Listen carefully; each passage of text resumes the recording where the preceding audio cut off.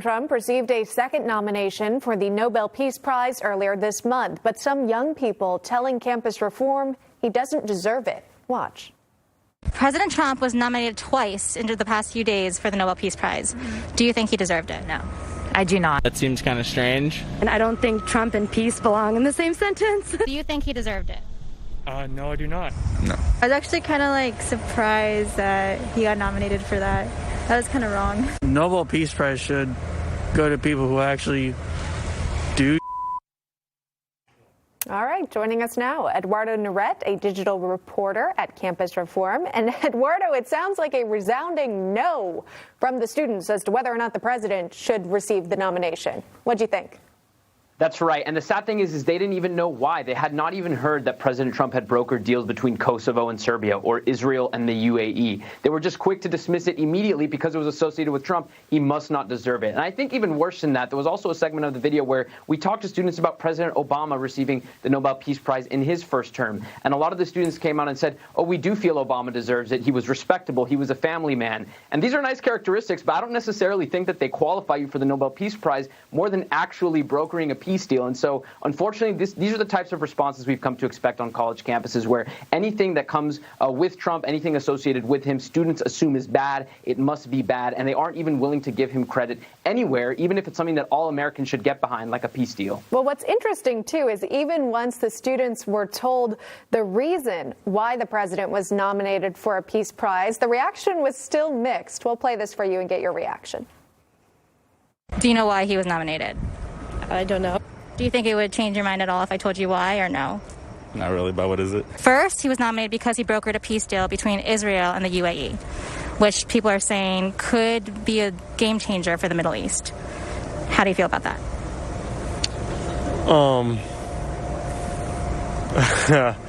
I guess he did a good job, I guess. I have to give it to the guy credit. He's smart, when it comes to, making deals. He knows what he's doing in that aspect. And then the second time he brokered a peace deal between Serbia and Kosovo. Oh, right.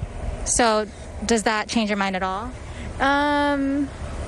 Not really, just because, if you focus on what's going on in our country, it's not, why is he making peace in other countries and he should focus on here? Obviously, it's a very good thing for our country and theirs as well, but I'm not very fond of him.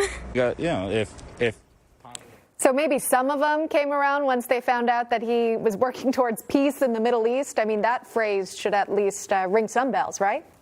Absolutely. They were stumped. And again, it goes back to the reason why. And it's important to explain why college students think this. So we've reported at the Leadership Institute's Campus Reform about professors who bashed Trump in the classroom. There was a University of Pennsylvania professor we covered earlier in the year who said Republicans are evil. So if you're a student on campus, you're hearing that. You're getting it from the mainstream media. They're going to be quick, unfortunately, to, again, assume anything that comes from Trump, anything about him, anything he's doing is bad. And so what we've noticed is, in a greater trend, I've made videos where I talk to students about Trump's coronavirus response, but I tell them it comes from Biden. And so when I give them the facts, they say, oh, yeah, I like Biden's plan, or I like what Biden wants to do. And then when I tell students it's Trump, they're sort of shocked by it. So again, we see this consistent narrative where anything that comes from a Democrat on a college campus, or anything that students hear comes from a Democrat, they're quick to embrace, quick to like. If it comes from Trump and Republicans, not so much. So when you say someone, an elected official, wants to fill a vacant court seat on the Supreme Court, how are you going to phrase that question?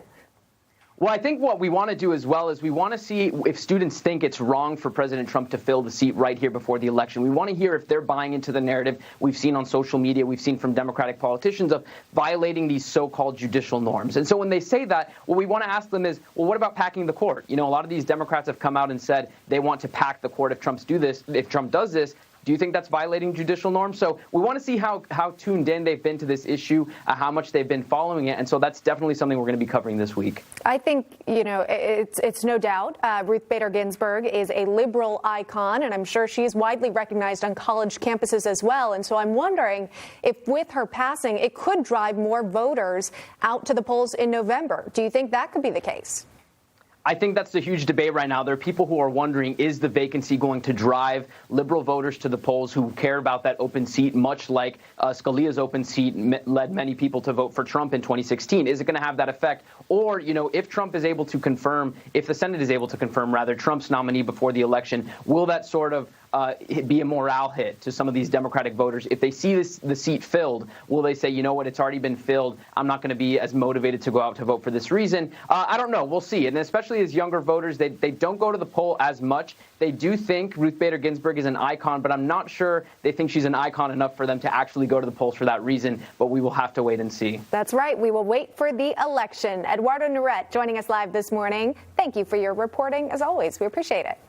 Thanks so much for having me.